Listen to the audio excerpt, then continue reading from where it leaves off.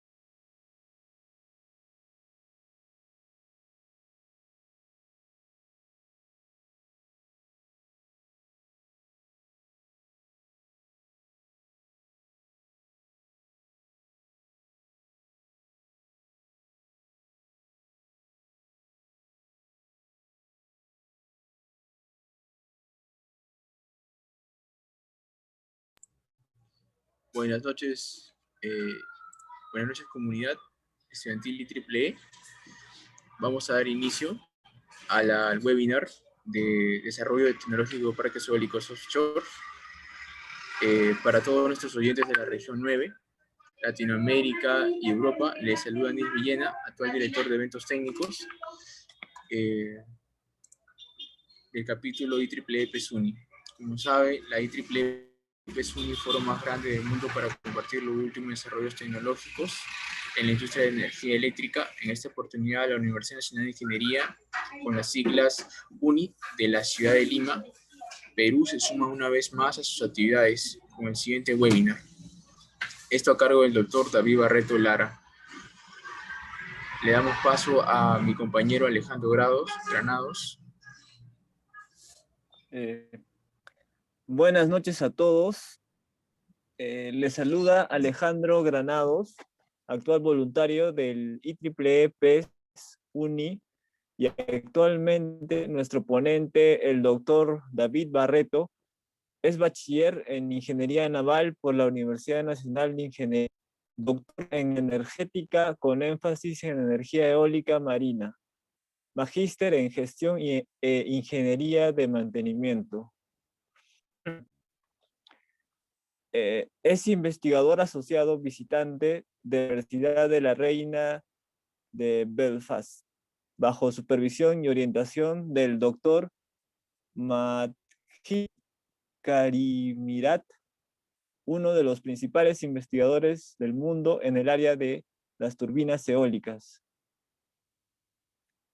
Doctor en Ciencia en Energética de la Universidad Nacional de Ingeniería UNI. De doctorado a tiempo completo en el campo de la energía, con un interés particular en la dinámica estocástica y la confiabilidad estructural de las turbinas eólicas offshore. Magíster en Ingeniería, en Gerencia de Ingeniería de Mantenimiento, Universidad Nacional de Ingeniería UNI. Maestría de 2 años que se centró en la teoría de la gerencia del mantenimiento, el desarrollo de habilidades en la ingeniería de mantenimiento y técnicas para la evaluación de la confiabilidad.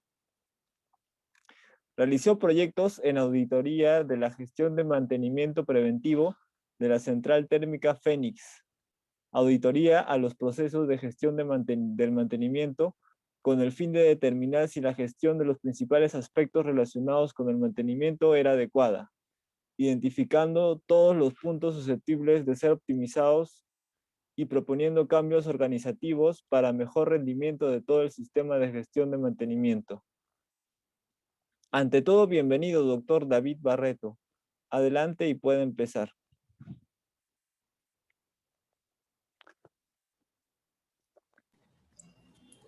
Puede compartir. Bueno. Ellos son católicos, entonces. Los muchachos del capítulo IEEE, primero, acá les estoy compartiendo un enlace, por si en este enlace he colgado la diapositiva, por si quieren también seguirlo directamente. Entonces, a ver. Pantalla.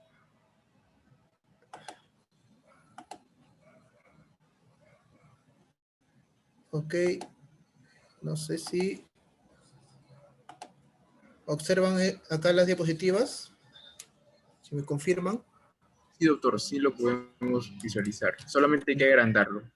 Sí, en ese enlace que les he enviado, ustedes van a poder entrar y ahí pueden seguir si quieren las diapositivas junto conmigo. Entonces, empecemos. Bueno, como ya mencionamos, un momento voy a minimizar esto.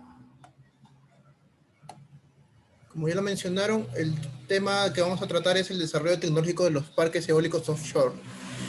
Si nosotros debemos entender que un parque eólico offshore tiene la particularidad de que, bueno, como su nombre lo dice, es muy similar a los parques eólicos en tierra, solo que van a ser ubicados en mar abierto, ¿no? A distancias significativas fuera de la costa.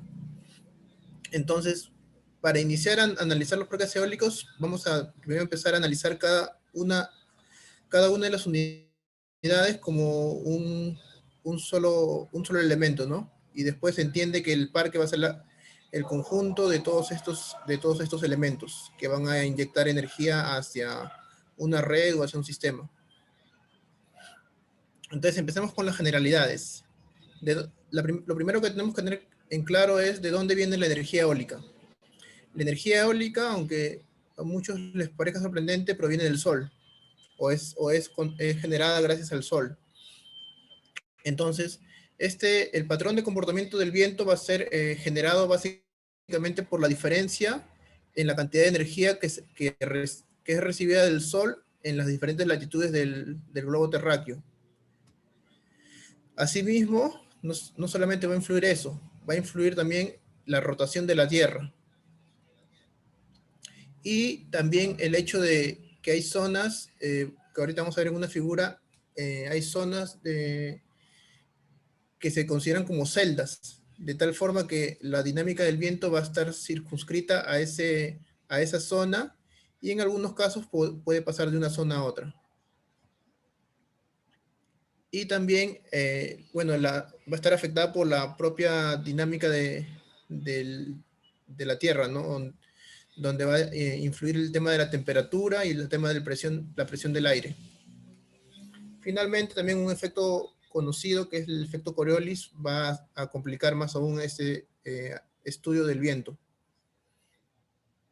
Asimismo, no solamente va a impactar los fenómenos a nivel global, sino también los fenómenos locales, que ahorita vamos a ver en unas figuras para que quede más claro ese tema. Pero acá podemos observar, ¿no? Como les mencioné, acá hay unas zonas que se le llaman celdas, bueno, en inglés es cell, y cada una de estas zonas va a estar regida por una propia dinámica, de tal forma que el viento va circulando desde abajo hacia arriba en esa zona.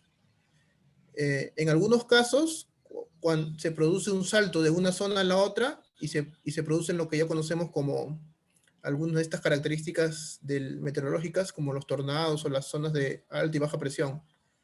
Pero en general, siempre el viento que esté en esta zona se va a mover dentro de esta zona. ¿Esto qué cosa genera? Que en algunas celdas o zonas, el viento siempre vaya en un sentido. Como pueden ver, hacia el ecuador, todos los vientos van convergiendo hacia la línea del ecuador hacia una sola dirección, lo que se llama el Intertropical Convergence Zone, que es la zona de convergencia. Entonces, esto es lo que rige a nivel, en un patrón global. Si la Tierra no rotara, estos vientos se moverían en línea recta, de norte a sur, de sur a norte. Pero como tenemos el efecto de rotación y el efecto Coriolis, esto genera estas desviaciones. Igualmente, ya cuando empezamos a analizar los patrones locales, vamos a notar que va a haber una diferencia de condiciones entre lo que es los cuerpos de agua y los cuerpos de tierra. De tal forma que debido al cambio de temperatura que hay entre el día y la noche, y a la capacidad calorífica también de la tierra y del mar, entonces va a haber un movimiento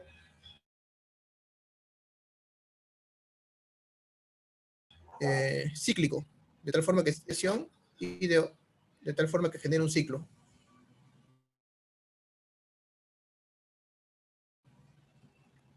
Entonces, ¿cómo va la energía eólica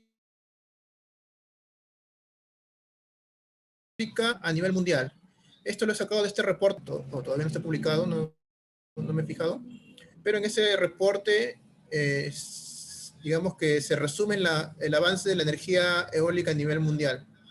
Entonces, por ejemplo, en el tema onshore, que son las plantas eólicas en tierra, al final de 2019 se habían agregado 54.2 gigawatts al sistema mundial. De estas nuevas instalaciones tenemos que los principales actores han sido China, Estados Unidos y la India. También tenemos España, Suecia y Francia. Lo cual al final del 2019 hace que a nivel mundial se tengan 621 gigawatts instalados. En este caso, si consideramos estas cifras globales, ya tendríamos que China, Estados Unidos y Alemania son los tres que lideran este tipo de tecnología onshore. En el caso offshore, todavía los números son pequeños, pero en los últimos años ha venido creciendo muy rápidamente. De tal forma que al final, en el 2019, se añadieron 6.1 gigawatts al sistema mundial. De tal forma que se ha completado un total de 29.1 gigawatts de energía eólica instalada. Igualmente, en el tema offshore, el que está liderando es Reino Unido, seguido de Alemania y por China. Entonces, esos son los países que ahorita están liderando tanto el tema de investigación como desarrollo industrial en el tema offshore. Y en el tema onshore, bueno, son casi los mismos países, excepto por Estados Unidos.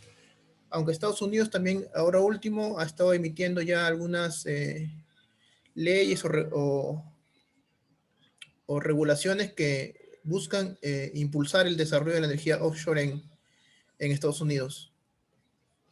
Entonces, con el tema de fabricantes, ¿quiénes son los que están liderando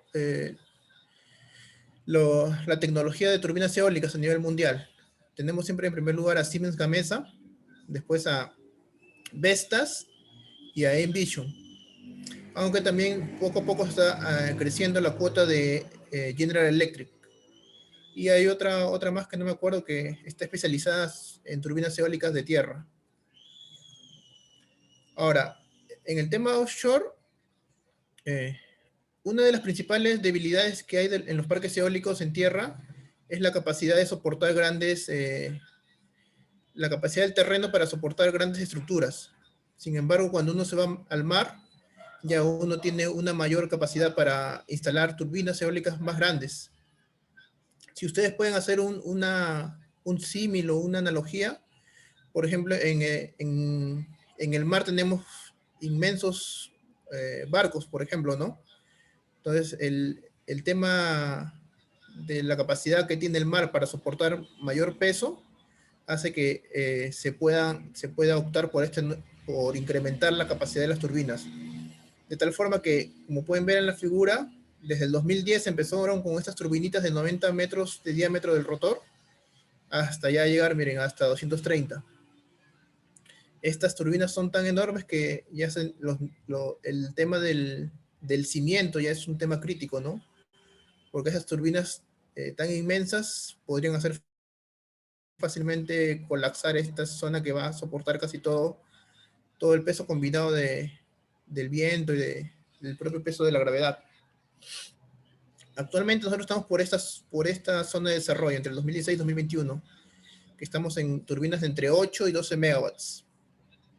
Pero ya se están desarrollando las turbinas de 15 a 20 megawatts cada una. Otro aspecto también de tener una turbina más grande es que para que esas turbinas más grandes puedan generar una energía apreciable, se necesita una buena cantidad de viento. Y no solo una buena cantidad de viento, sino una cantidad de viento que sea... A ver, un momento, están en el chat. Ok. Necesitan una cantidad de viento lo más constante posible, de buena calidad. Entonces, esa característica del viento se puede encontrar en locaciones offshore, mientras que en locaciones onshore o en plantas en tierra, el viento realmente en comparación, es débil. A ver, un momento, parece que ya. Entonces, vamos a ver, uno de los principales desafíos o los principales aspectos que se tiene en contra de las energías renovables en general, acá podemos ver, ¿no? Energía eólica offshore, energía eólica onshore y energía solar. Entonces, el principal problema es el factor de capacidad. Dado que el recurso es intermitente, las turbinas eólicas o los paneles solares no pueden producir constantemente. Como pueden ver acá, esta línea roja para la energía eólica onshore. Y estos celestes es la energía estimada para el offshore. Mientras tanto, estos puntitos amarillos corresponden a la energía solar fotovoltaica. Entonces, como pueden ver ya, la energía eólica dentro de las energías renovables más comunes o más populares, provee un factor de capacidad mucho más alto. Ahora, ¿qué es el factor de capacidad? Acá le he puesto una pequeña aclaración. Este factor de capacidad va a describir la producción media a lo largo del año en relación con la capacidad máxima de potencia nominal. Por ejemplo, si yo tengo un factor de capacidad de 20%, quiere decir que si yo instalo una turbina eólica de 100 megawatts, en el año se va a comportar como si fuera una turbina eólica de 20 megawatts, pero trabajando continuamente. Eso va a indicar. Obviamente que si la de 100 megawatts trabaja intermitentemente, puedo hacer un símil con una turbina de similares, de una capacidad reducida, pero trabajando ya continuamente a lo largo del año. Como siempre, ¿no? Entonces, las centrales térmicas son las que siempre van a tener un factor de capacidad mayor. Por ejemplo, las de gas o las de carbón, pueden ver que están encima del 60 al 80%. Eso quiere decir que esas centrales eléctricas trabajan o producen electricidad una mayor cantidad en el año. Entonces, cuando hablamos de turbinas eólicas offshore, vamos a tener que considerar las subestructuras, lo que es básicamente la estructura que va a soportar al conjunto torre y rotor góndola. Entonces acá tenemos, por ejemplo, en la figura tenemos una del tipo monopilar. En general, en las turbinas eólicas offshore, vamos a tener las que están ancladas al lecho marino y las flotantes. Sin embargo, la del tipo monopilar, que es la que se muestra en la figura, es la que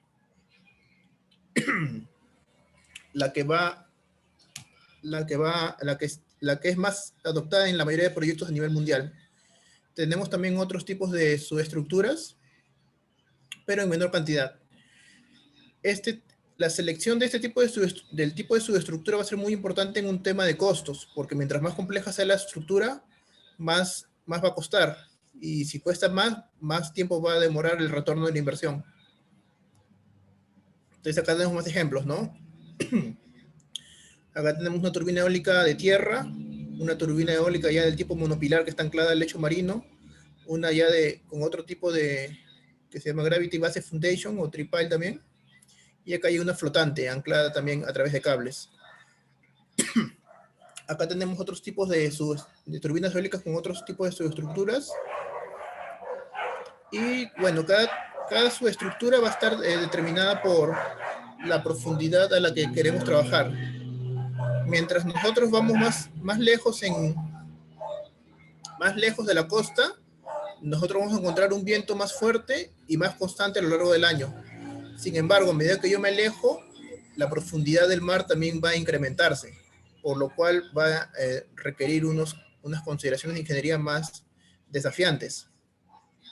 Y también va a incrementar el costo, ¿no? Porque a medida que yo me alejo, también va a incrementarse el costo del cable con el que yo voy a llevar la energía generada en esa turbina hacia tierra hasta los centros de demanda. En esa página que yo les hice abrir al inicio, también tengo ahí una publicación donde ya se pueden ver más claramente los tipos de subestructuras. Así que después de la presentación pueden ir a curiosear un poco. Acá también está el enlace para ir directamente. Entonces, como les comentaba anteriormente, ¿no? El tema de los costos. Cuando hablamos de turbinas offshore, vamos a tener dos grandes contribuyentes al costo. Un tema es el propio costo de la turbina, que va a cubrir el 30 al 40% del costo total del proyecto. Pero otro costo importante va a ser el costo del cimiento o de la subestructura que hemos visto previamente. Ya luego está el costo de la instalación propiamente de las turbinas y el costo del tema de la transmisión y de los cables, ¿no? Pero estos dos costos de la turbina y del cimiento son los principales. Entonces, lograr un balance entre estos elementos va a definir si un proyecto es rentable o no lo es. Mientras mientras yo necesito utilizar unos cimientos o unas subestructuras más complejas, mis costos se van a ir disparando por este lado. Cuando yo considero instalar una granja eólica offshore o un parque eólico offshore, vamos a tener que tomar en consideración algunos aspectos. Por ejemplo, el tamaño del proyecto, o sea, de cuántos megawatts va a ser el parque. También la capacidad individual de la turbina. Mientras yo utilice turbinas de mayor capacidad, voy a tener unas ciertas ventajas, pero también va a dificultar el tema de la ingeniería, el tema de los cálculos estructurales. También, ¿cuánto tiempo de vida se espera que tenga el proyecto? Puede ser 20 años, 25 años, 30 años. Y vamos a tener que tener en cuenta la profundidad del mar. Porque si el mar es muy profundo, yo no voy a poder utilizar las subestructuras más baratas, sino las flotantes, que son ahorita las más caras. Y también la distancia de la costa, porque esto va a influir en el costo del cableado y el costo del mantenimiento. Asimismo, el costo de la instalación, ¿no? A medida que yo me alejo más de la costa, voy a necesitar barcos, voy a necesitar helicópteros. Entonces, todo eso hay que tomar en cuenta. En esta figura, que está sacada de un libro, me olvido de poner la fuente, pero es un libro muy interesante. Se hace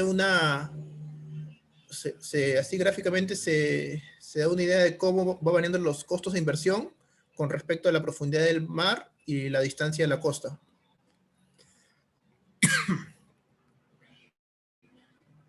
Entonces, acá lo que les mostraba con respecto al tema del cableado, ¿no?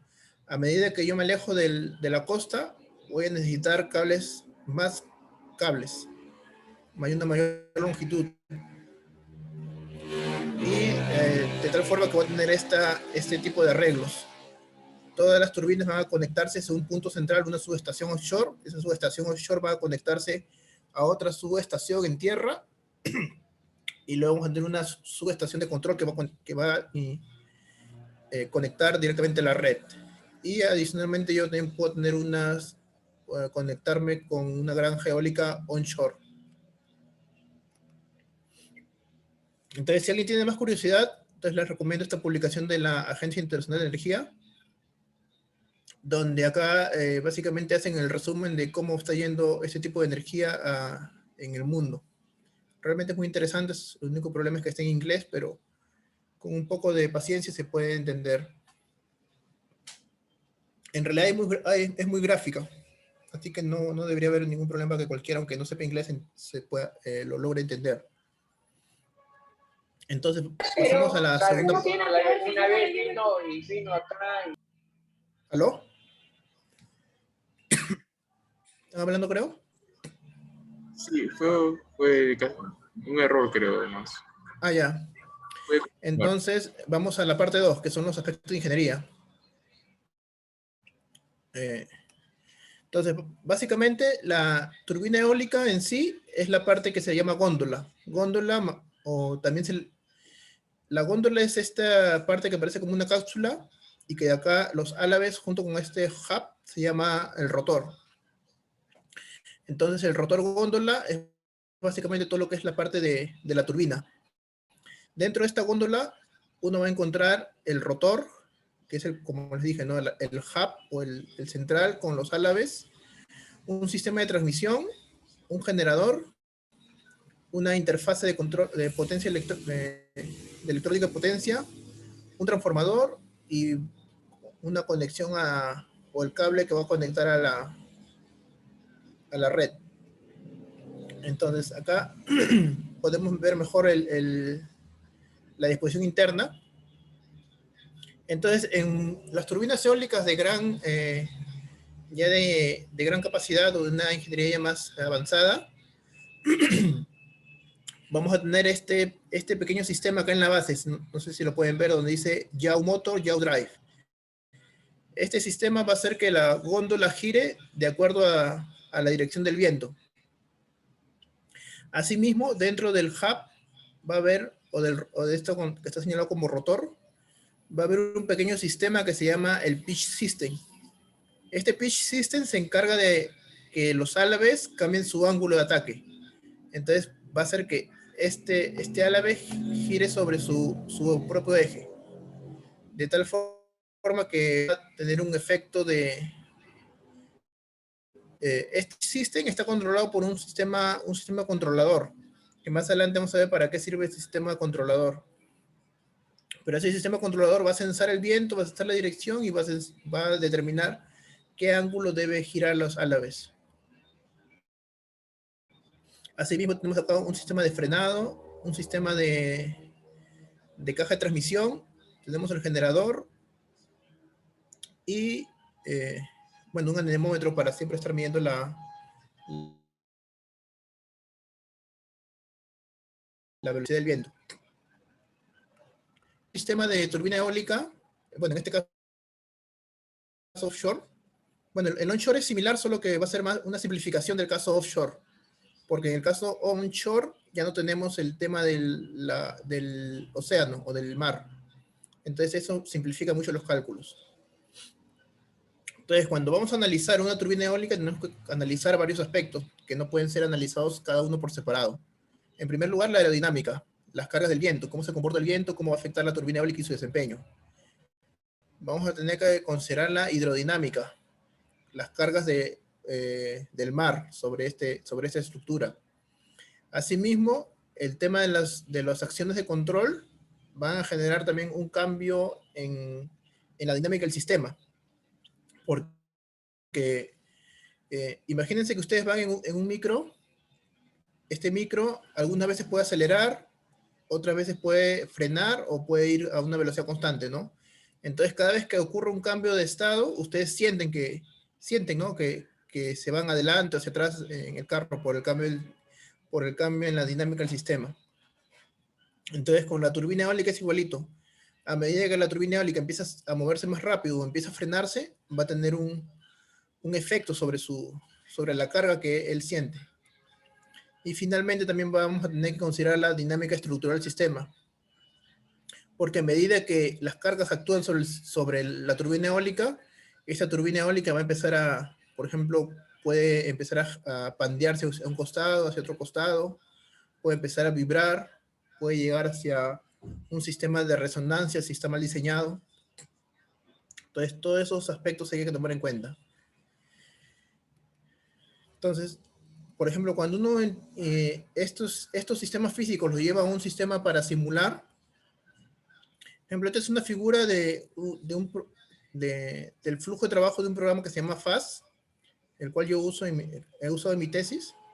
Entonces acá se ven cómo van interactuando todos los sistemas que hemos visto anteriormente, ¿no? Tenemos el tema de el wind inflow, que es el viento o la velocidad del viento, que luego se va a convertir en cargas de viento. Y estas cargas de viento van a interactuar con el sistema de control de la turbina. Asimismo va a generar cargas sobre la caja de transmisión, sobre la góndola, sobre la torre. Y por otro lado vamos a tener las cargas de olas, ¿no? O las cargas del mar, que van a generar las cargas sobre la subestructura. Entonces todos estos sistemas van a interactuar uno con otro, van a tener retroalimentación uno del otro. De tal forma que esto va a afectar al final el producto del sistema, ¿no? Que es la electricidad. Entonces, vamos acá a analizar lo que es la aerodinámica. Cuando uno, estamos viendo, en esta figura superior estamos viendo una vista frontal de los álabes y del hub. Entonces, vamos a hacer un pequeño corte con este cilindro y vamos a desarrollarlo. Entonces, esta línea vamos a ponerlo hacia lo largo. Entonces, este pequeño perfil que ven acá es simplemente el corte que hay acá. He cortado acá y estoy viendo el perfil. Entonces, cuando el viento viene en esta dirección, que dice B sub 0, 1 menos A, va a ser que en este perfil, que es un perfil aerodinámico, se generan dos fuerzas. Una fuerza que se llama arrastre y una fuerza que se llama de sustentación, lo cual va a dar lugar a una fuerza resultante. Asimismo, vamos a tener esta velocidad del viento, que es la V sub 0, 1 menos A, y también vamos a tener la velocidad de rotación de la turbina, que es este omega R 1 más A. De tal forma que estas dos componentes nos van a dar lugar a una velocidad relativa. Esta velocidad relativa y esta fuerza resultante son los que van a guiar el desempeño de la turbina eólica. Entonces, esta fuerza resultante yo la puedo descomponer en una componente normal y una componente tangencial. De tal forma que la componente normal es lo que va a generar la fuerza de arrastre o la fuerza de empuje sobre la turbina. Entonces, esta es la fuerza, este verde es la fuerza que va a sentir la góndola, o que va a empezar a deformar la torre, porque va a ir directamente, ¿no? Entrando hacia ese plano. Y en cambio, la fuerza tangencial es la que va a generar la potencia útil, porque es la que va a hacer que todo el sistema del rotor empiece a girar. De tal forma que empieza a girar y eso genera el movimiento que permite capturar la energía cinética del viento y convertirlo en electricidad. Como podemos ver, acá está un detalle del perfil aerodinámico. Tenemos una zona de alta presión y una zona de baja presión, y esto es lo que hace que se generen estas fuerzas de sustentación y de arrastre.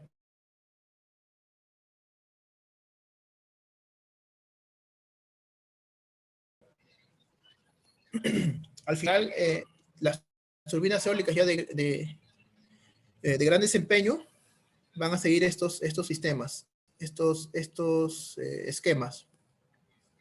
Como pueden ver, hay un punto donde existe una divergencia. Entonces, este punto se le llama la velocidad, a ver, ¿cómo sería en español? La velocidad de diseño, por decirlo, ¿no? Se llama rated wind speed. Por debajo de esta velocidad, la turbina está por un desempeño bajo, pero cuando llega por encima de esto, está limitado. Está limitado por el sistema de control de la turbina. Entonces, de tal forma que, por ejemplo, si estamos en una zona de bajo viento, el rot speed, que es la velocidad rotacional de la turbina, va a seguir este sistema, ¿no? Va a empezar en un punto y va a subir hasta que se estabiliza, porque el sistema de control lo va a estabilizar. Si no lo estabiliza, la turbina eólica puede quemarse. Bueno, el generador de la turbina eólica puede quemarse. Entonces, cuando llega a este punto de máxima eficiencia, por decirlo, o de máximo CP, que vamos a ver más adelante que es el CP, el coeficiente de potencia va a tenerlo estabilizado. Y va a llegar también un punto, por ejemplo, a 25 metros por segundo, donde el sistema de seguridad de la turbina va a hacer que toda la turbina se pare, se frene, porque si va más allá puede destruirse. Igualmente, acá tenemos la línea roja, que es el blade pitch, que es el ángulo del álave. Entonces, cuando están con velocidades bajas, el ángulo del álave está fijo en su ángulo inicial. Pero a medida que llega al punto, el rated wind speed, va a empezar a variar su ángulo. Va a empezar a variar su ángulo de tal forma que pueda mantener una potencia constante. En este punto que les mencioné de rated wind speed, es el punto donde la turbina ya llega a su potencia nominal. No puede subir más allá de esa potencia. En la siguiente figura creo que está la potencia. Ya, acá está, por ejemplo, la línea roja es la potencia. Entonces, como pueden ver, ¿no? Empieza en una turbina que es la turbina de la velocidad de activación, que es 3 metros por segundo. La potencia va a ir subiendo hasta que llega al máximo y se estabiliza. No importa si el viento en el ambiente va incrementándose, va a seguir produciendo la misma potencia. Asimismo, la fuerza de empuje que va a sentir la turbina, como pueden observar, va a llegar a un punto donde acá empieza a incrementarse esta línea morada, llega al punto de máximo desempeño y empieza a bajar, porque el ángulo del pitch, el ángulo del álave, va a empezar a jugar ahí, para que esto disminuya. Entonces, como les mencioné anteriormente, ¿no? Vamos a tener 3 zonas bien marcadas. la zona que está detenida, parquet, la zona que está con el control activo y operando, y otra zona de estacionario, parquet. Esta línea morada representa la fuerza de empuje que va a sentir la turbina eólica, que es el thrust. Y esta roja es la potencia en megawatts. Este puntito, esta línea verde es el rated wind speed y va a estar entre dos velocidades de viento que son la Qtin y la Qout, que son las velocidades corte. Por debajo de la Qtin wind speed la turbina eólica no produce nada y por encima del Qout wind speed tampoco produce nada. En estas dos zonas, fuera de este rango de 3 a 25, bueno, para esa turbina, ¿no? Esto va a depender del fabricante. La turbina no va a producir ningún tipo no va a producir potencia. Y es más, como pueden ver acá, la fuerza de empuje también va a llegar a un máximo y luego va a empezar a disminuir. Finalmente, este esquema es lo que hace o lo que sigue, la lógica que sigue el sistema de control de la turbina. Por un lado tenemos el ángulo del álave o el ángulo de pitch. Por otro lado tenemos este es un parámetro que se llama TSR o Tip Speed Ratio, que simplemente es la relación entre la velocidad rotativa de la turbina y la velocidad del viento que está en el ambiente, ¿no? Que está recibiendo la turbina. Entonces, acá dependiendo de estos dos parámetros, vamos a tener un valor de CP. El CP es un coeficiente adimensional que va a determinar cuánta potencia produce la turbina. Entonces, si nosotros estamos en un punto de CP alto, la turbina va a producir una potencia muy cercana a la ideal. Sin embargo, a medida que el viento cambia, o la velocidad de viento cambia, o por algún motivo tenemos que cambiar la velocidad de rotación de la turbina, este valor se va a mover, ¿se dan cuenta? 5, 10, 15. Entonces vamos a tener que movernos sobre esta superficie. Y si nos movemos sobre la superficie, también vamos a tener que empezar a controlar el ángulo del álave para poder estar en una zona donde esté el máximo CP posible para esas condiciones. Estas curvitas, o esta superficie, cuando uno lo encuentra en la literatura, normalmente lo van a encontrar como una familia de curvas.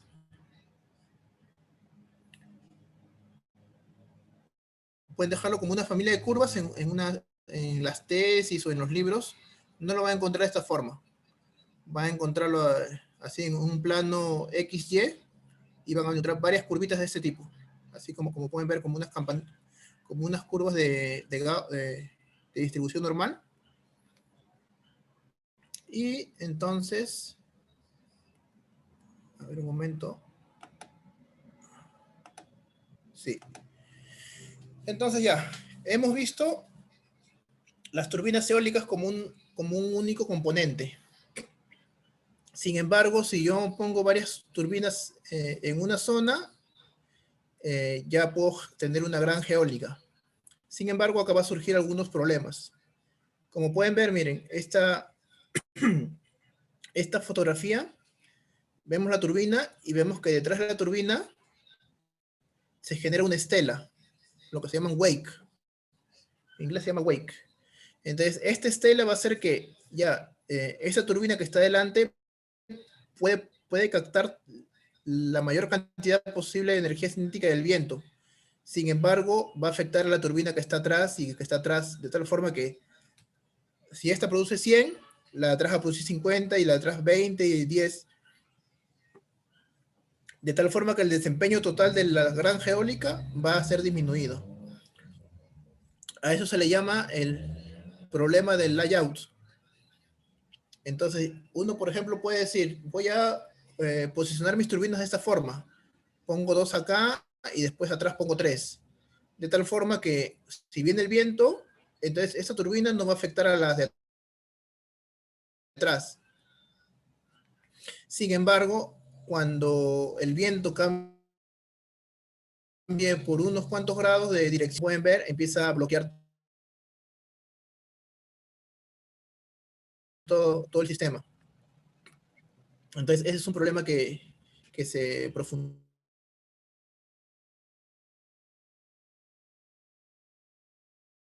en los papers, en los estudios, ¿no? Hay que tener un para ver cuáles turbinas están, de qué manera, si están disponibles o no, si están con las condiciones adecuadas o no, porque vamos a tener muchas condiciones y como son granjas eólicas y son enormes, algunas zonas pueden estar con un buen viento y otras zonas pueden estar con un viento demasiado débil, entonces no están en la capacidad de poder inyectar, ¿no? De repente otra zona está con una condición de viento muy fuerte y van a tener que muy pronto salir de uso por un tiempo hasta que el viento empiece a disminuir. Entonces, eso básicamente es lo que le quería mostrar hoy día. Bueno, ahí les puse esta dirección donde yo eventualmente coloco algunos temas interesantes sobre lo que he aprendido en mi doctorado, o lo que voy leyendo en el día a día. También acá pueden encontrar esta diapositiva que les acabo de compartir. Y si quieren saber cuándo publico algo nuevo, también le pueden dar acá en su página de Facebook, que básicamente es lo mismo, ¿no? Solamente que acá les avisa cuando voy a publicar algo.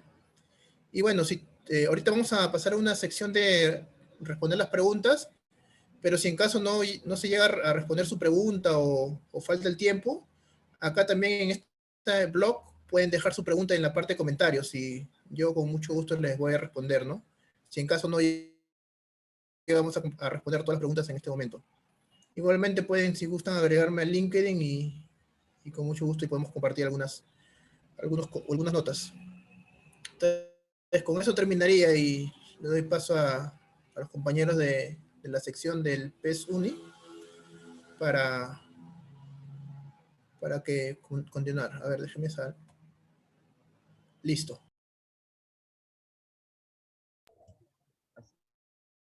Ingeniero, vamos ahorita a pasarle a al compañero Cristian Guilmar. Bueno, vamos a pasar ahora a la ronda de preguntas. Bueno, como pregunta número 1, ingeniero, ¿y para el Perú cómo está proyectado el factor de capacidad?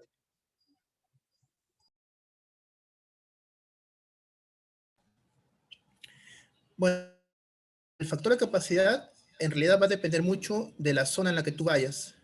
En estos momentos, los factores de capacidad, si tú vas a Marcona, deben estar rondando el 20%, entre 15, podría decir entre un rango del 10 al 20%, porque como son granjas eólicas onshore, en realidad vienen disminuidos sus factores de capacidad. En el mar tenemos la ventaja de que la rugosidad es menor, así que constante y fuerte. Pero así un estudio que indique cuál es el factor de capacidad propiamente del Perú, hasta ahorita no he visto. Va a depender en sí de muchos factores, ¿no? Y hay que hacer estudios. Por ejemplo, ahorita no tenemos un atlas del eólico del Perú que sea muy detallado, ¿no? Simplemente hay a grandes rasgos, uno publicado por el Ministerio de Energía y Minas. Pero en realidad los valores que están ahí son no son muy exactos para poder hacer cálculos. Por ejemplo, en Europa se tiene información y campañas de medición de todo su mar y todas sus zonas de tierra que permiten hacer esas evaluaciones. Pero ellos ya vienen trabajando desde hace años con el tema offshore y con el tema eólico.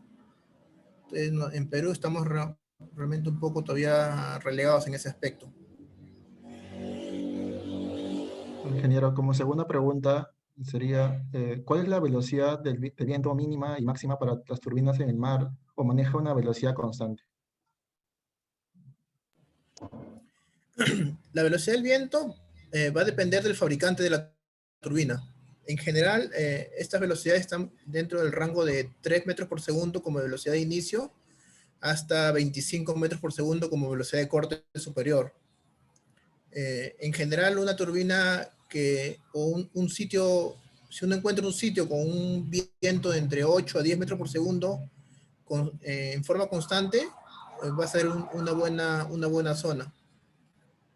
con lo que respecta a viento, en realidad conviene que se tenga no conviene tanto que se tenga una velocidad de viento muy grande, porque se corre el riesgo de estar siempre entrando, saliendo de producción. Entonces ahí lo que conviene son dos cosas. Una velocidad de viento moderadamente adecuada, que puede ser 10 metros por segundo, pero que tenga una constancia en el tiempo, ¿no? Que sea constante en el tiempo. Digamos, en el año, de repente, yo puedo tener que el 60% del tiempo en el año voy a encontrar siempre esa velocidad de viento. Y que el otro resto del tiempo voy a encontrar velocidades variables, ¿no? Entonces no va a depender de la velocidad del viento, pero también va a depender de cuál es la probabilidad de encontrar ese viento en esa zona. Bueno, como pregunta número 3, ingeniero, una consulta. ¿Cómo usted define el tip speed radio para mayor entendimiento?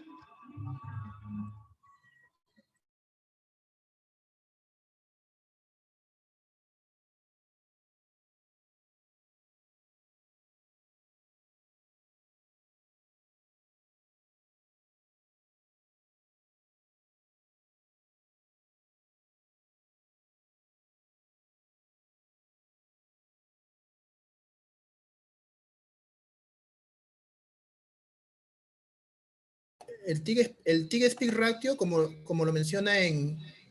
Voy a compartir un ratito la pantalla. Su nombre en inglés, ¿qué dice? La velocidad en la punta. El tip es la punta. Entonces vamos a tener la velocidad. El TSR o el TIG Speed Ratio va a ser la relación entre la velocidad que hay en la punta del álave, que va a ser esta puntita de acá, y cuál es la velocidad en esa puntita. Es la velocidad de rotación multiplicada por el radio, o la longitud del álave. Eso lo vamos a comparar contra lo que es el wind speed del viento, o sea, la velocidad del viento, ¿no? Que es la velocidad que va a venir. Si ven la figura, ¿no? O de repente estoy compartiendo mal. Sí se ve, doctor. Ya, entonces la velocidad del viento va a venir acá de forma directa hacia el hub, y la otra velocidad que está acá arriba en el numerador es la velocidad con la que está un puntito acá en la punta del álave. Entonces, ese TIG Speed Ratio es muy importante cuando uno analiza las curvas de potencia. Porque las curvas de potencia generalmente van diseñadas en base a eso. De repente algunos ya han visto esta figura. A ver, una más grande. Esta figura, ya acá. Ojalá que esta esté más grande.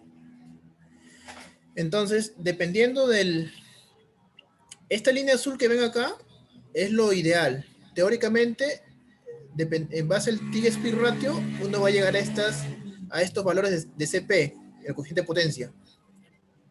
Ahora, nunca, el límite teórico siempre va a ser el límite de Betz, que es el 59%. Pero sobre ese límite teórico, que es como una eficiencia de Carnot, si hablamos de termodinámica, va a haber este otro límite azul, que es en papel cómo se desenvuelve un aerogenerador. Sin embargo, aparte de la turbina eólica de eje horizontal, va a haber otros, por ejemplo, el Savonius, la americana de múltiples álaves, la de Aerius, y la de nosotros, la que estamos viendo nosotros ahorita, que es la turbina eólica de tres álaves. Bueno, acá no aparece. Pero más o menos tiene este comportamiento. Es la que tiene un mayor desempeño considerando la variabilidad del jet speed ratio, que es representado como una letra lambda. Entonces, es la que va a tener un mejor desempeño. Es por eso que ustedes difícilmente van a encontrar turbinas de 2 álaves, de un álave, de 4 álaves. Entonces, esa es la importancia y la definición del jet speed ratio.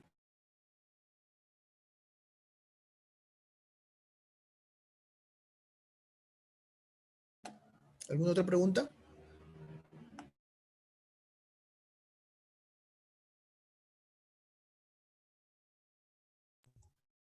Sí, doctor. ingeniero. Bueno, Ahí. como siguiente pregunta, eh, en el slide 25, en caso que la ventana de generación de un área esté encima del viento de 25 kilómetros por hora, ¿el fabricante variaría la caja de cambio o simplemente la configuración del sistema? A ver si entendí correctamente, suponiendo que vayamos a una zona donde tenemos una velocidad de vientos mayores a las de 25 metros por segundo, ¿correcto? Sí, Entonces,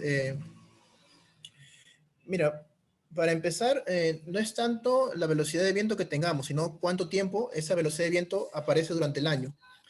Entonces, si uno va a revisar los atlas de viento de todo el mundo, difícilmente va a encontrar que la velocidad de viento de 25 metros por segundo es una velocidad de viento continua.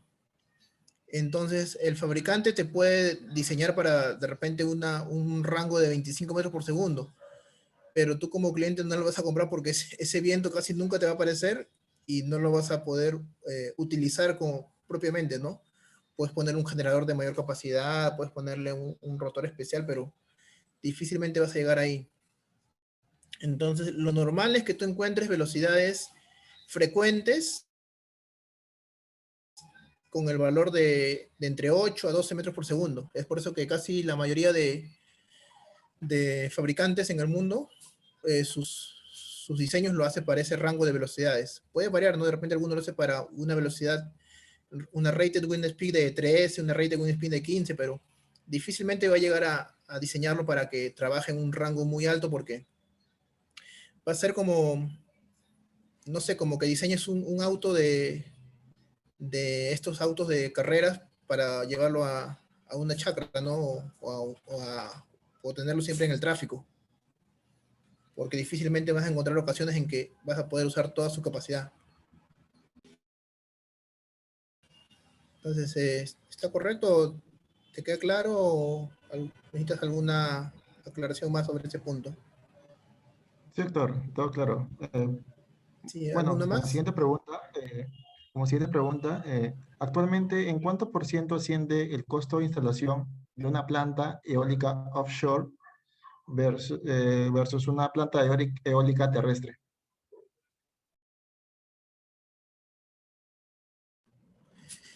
Uy, eso está un poco complicado de responder así.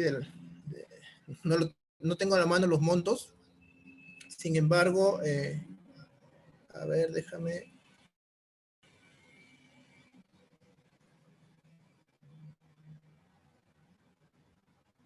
Normalmente lo que uno hace para comparar dos proyectos es comparar lo que se llama el costo nivelado de energía. Si ustedes lo buscan en internet, de repente lo van a encontrar como las siglas LCOE. Este costo nivelado de energía es el que sirve para comparar diferentes tipos de tecnología de generación de energía. Entonces, generalmente, una turbina eólica onshore, tú vas a tener un costo nivelado de energía de, me parece, $80 por megawatt hora.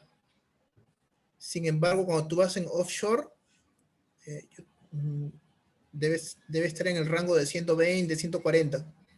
Y cuando lo comparas eso, por ejemplo, con una turbina no, con una central de termoeléctrica, la termoeléctrica debe estar en 60, en 70.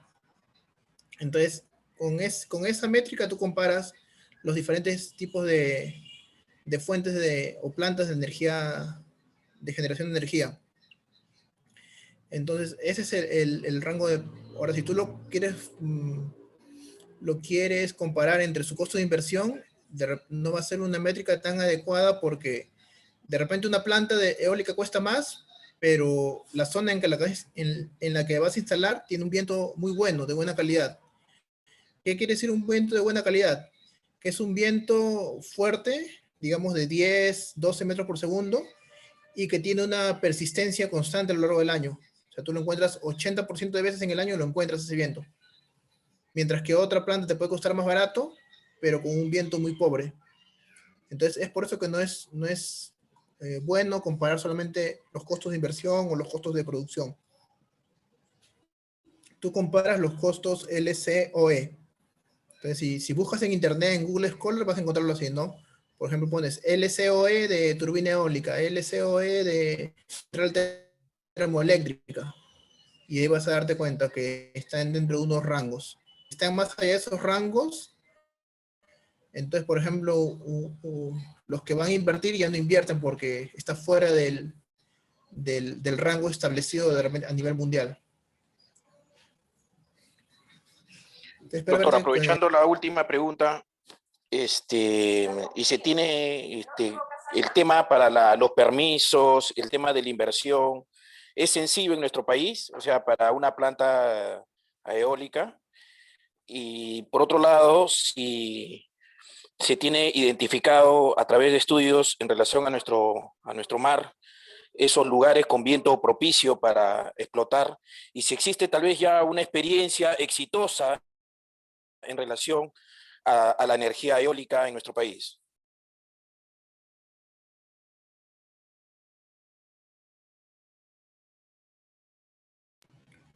Disculpa, la última parte no te escuché, pero las primeras partes sí te entendí.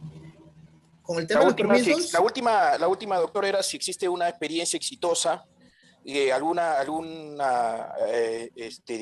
empresa, una inversión que está explotando, ¿no?, este potencial eólico en nuestro país, que nos esté marcando la pauta en ese sentido.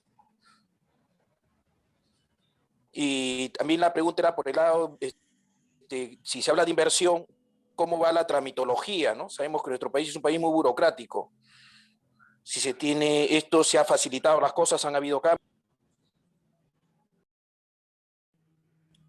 Bueno, con el tema de los trámites, en realidad es seguir los mismos trámites que se siguen con cualquier proyecto que se quiera hacer, siempre un estudio de impacto ambiental, los estudios de inversión, de factibilidad.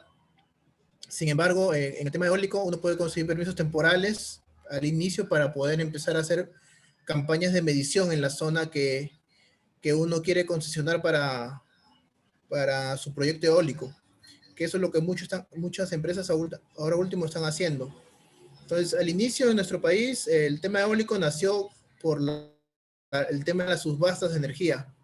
Entonces, hubo ese tema de las subastas, hubieron varias empresas postoras que empezaron a mandar sus propuestas, ¿no? Y todas esas propuestas, bueno, como les mencioné en la pregunta anterior, eran evaluadas en base al costo el costo nivelado de energía que se ofrecía para ese proyecto. Entonces, de tal forma que el Estado, sobre todos esos proyectos que se presentaron en esas subastas, evaluaron todas esas condiciones y las que ofrecían un menor costo de venta, obtuvieron la buena pro. ¿Y cuál es la ventaja de la subasta? Es que el Estado te compra toda tu producción. No importa si es poquito o es mucho. Entonces, todas las centrales de renovables entran primero al sistema interconectado, a inyectar. Entonces, mucho antes que las hidroeléctricas, que todos los que ahorita tienen una central eólica acá en Perú, una central solar, están inyectando. De tal forma que sí o sí les entra dinero, ¿no? Así que es un buen negocio. Entonces, y debido a que ahora último todo el precio internacional de los paneles solares y también de la tecnología de turbinas eólicas ha empezado a disminuir, el negocio ha vuelto atractivo, de tal forma que ahora hay empresas que están ya planificando sus parques eólicos sin ni siquiera haber subastas, ya simplemente para competir ya como un actor propio del sistema, ¿no? Como pueden competir una hidroeléctrica, una termoeléctrica. Y bueno, me parece que eran dos preguntas, la tercera no recuerdo, uno era de los trámites, otro era del tema de los éxitos. Ya, si hay estudios que identifican esos vientos, ¿no? Como usted le dice, buenos vientos constantes, favorables en nuestro país, en nuestro mar, ¿no? Porque son offshore. Sí, bueno, en el tema offshore, desafortunadamente en nuestro país todavía no ha habido una campaña intensiva de medición. Entonces, lo único que se tiene es el Atlas Eólico del Perú, que te da algunas así como por decirlo, algunos buenos indicios de que en Marcona y en Piura, que son las zonas con buen viento en tierra, también va a tener buen viento en mar, ¿no? Porque todo el viento que está llegando a esas zonas en tierras, en realidad vienen del mar, vienen de toda la dinámica que hemos visto al inicio de la presentación, de la dinámica global y de dinámica local, y entonces en esas zonas tenemos una muy buena concentración de viento. Pero así oficialmente un documento que te diga estas son las características de esta zona marítima, no se tiene. Muy agradecido. No sé si continuamos con las preguntas o ya es tiempo suficiente, no sé qué. Sí, Héctor, bueno, a ver, como siguiente pregunta, la siguiente. ¿Cómo controlan los ángulos de disparo para ajustar el flujo de potencia para la transmisión en una onshore?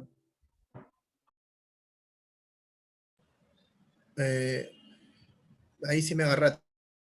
¿Tú hablas de ángulo de disparo? ¿Te refieres a los temas de la electrónica de potencia o otra cosa? Bueno, yo tengo formación en ingeniería mecánica y un poco de ingeniería eléctrica, pero ese tema de disparo me parece que es de la parte electrónica de los tiristores, de los rectificadores, ¿o te refieres a otra cosa que estoy malentendiendo? Sí, se debe referir a la parte electrónica, Héctor. Ah, bueno, esa parte sí, realmente no lo tengo muy claro. Es una parte ya muy técnica de la parte electrónica.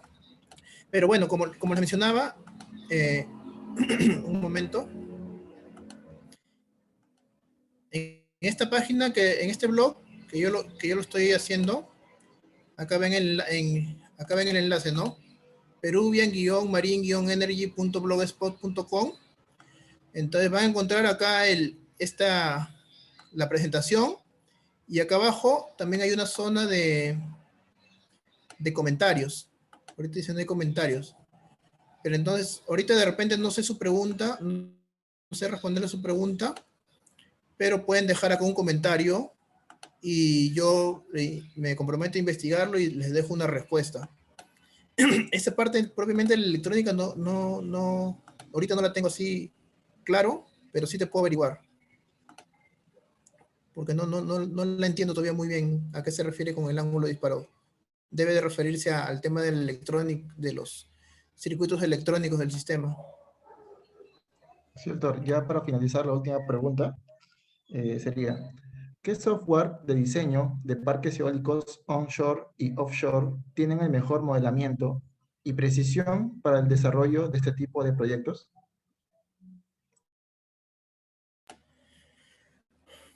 Bueno, el software en realidad va a depender mucho de qué cosa es lo que tú quieras analizar. Lo que yo uso en estos momentos se llama OpenFast. Ahí lo estoy escribiendo en el chat. Entonces, este software me permite simular respuestas estocásticas del sistema. ¿Qué quiere decir eso? Que un sistema, por ejemplo, yo puedo tener una velocidad de viento de 10 metros por segundo, pero esta velocidad de viento no es constante, va a tener una cierta turbulencia. Entonces, si yo hago una simulación una vez, tengo una respuesta. Pero si hago una segunda simulación con esas mismas condiciones, voy a tener otra respuesta debido al efecto de aleatoriedad. Entonces, este software OpenFast te permite modelar varios sistemas de la turbina eólica, y también hay una extensión de ese software que se llama SOFA, que ya permite hacer unos estudios, pero ya como parque eólico. Entonces, otras formas de estudiar o modelar la turbina eólica también pueden ser con el ANSYS, con un tema estructural. E inclusive el ANSYS, bueno, ya depende de sus capacidades propiamente del que esté interesado, se puede combinar con el OpenFast, o el OpenFast también se puede combinar con el MATLAB para ver temas de control. El WAS es un programa para, bueno, hasta donde tengo entendido, el WAS es básicamente para temas de recurso eólico, no tanto para análisis de la turbina en sí. nunca he visto un tema de WAS aplicado a turbinas eólicas, pero sí aplicado hacia temas de recurso eólico, predicción de recurso eólico. Pero no, el WindPro, ese, bueno, es la primera vez que lo escucho, voy a investigar más. No lo he escuchado hasta ahorita, pero generalmente cuando uno va a temas de industria o academia, siempre va a encontrar lo que es OpenFast, lo que es Bladed GL, que estoy escribiendo ahí en el chat, y va a encontrar, bueno, algunos trabajos, como lo mencioné, con el ANSYS y el MATLAB. Ahora, fuera de eso, papers que involucran otros programas, realmente no he visto que se use mucho. Generalmente uno se orienta hacia usar software libre, software que no requiera una licencia. Entonces, generalmente OpenFast es uno de los softwares que no requieren licencia, que corre tanto en Windows como en Linux. QBlade también se usa, pero eso es orientado solamente hacia el análisis de los álabes. Pero sí, hay bastantes programas que uno va a encontrar, pero ya va a depender de sus necesidades específicas. Realmente hay muchos programas. Como les digo ahí voy a copiarlos de nuevo. Acá me pueden dejar preguntas y también como que me dan ideas para hacer nuevas publicaciones, ¿no? Para resolver sus dudas. Y ahí ya puedo explayarme más, de repente encontrar otras cosas que hasta inclusive de repente yo no las conozco, ¿no? Entonces, ahí tienen para esto, sino también en la página del Facebook, que también tiene lo mismo, o si no, también me escriben por LinkedIn o por Gmail, ¿no? Lo ideal es que sus preguntas las manden por el blog, de tal manera que ustedes tienen una pregunta y cualquier otra persona lo puede leer también, ¿no? Queda como un registro para que cualquiera que esté interesado también ya le resuelvan su pregunta. ¿Qué más?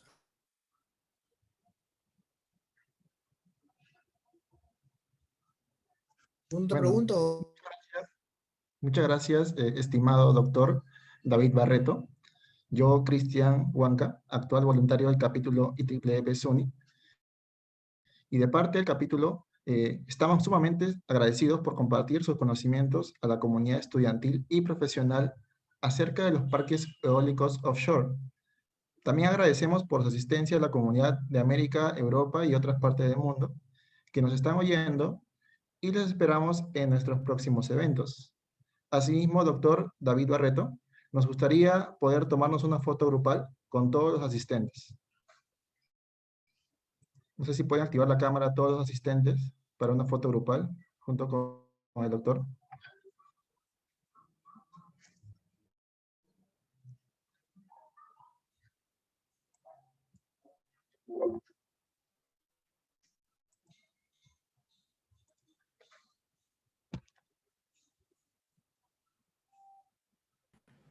Sí, aló, se me fue mi internet, no sé si se me escuchó la última parte, no sé en qué me quedé. No, Sí, ¿Aló? sí, doctor David. Ya terminamos con las preguntas. No sé si puede activar su cámara para una foto grupal, ya para finalizar la sesión. Sí, claro.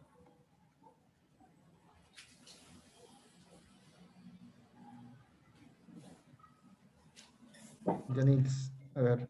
sí, ahí estoy tomando.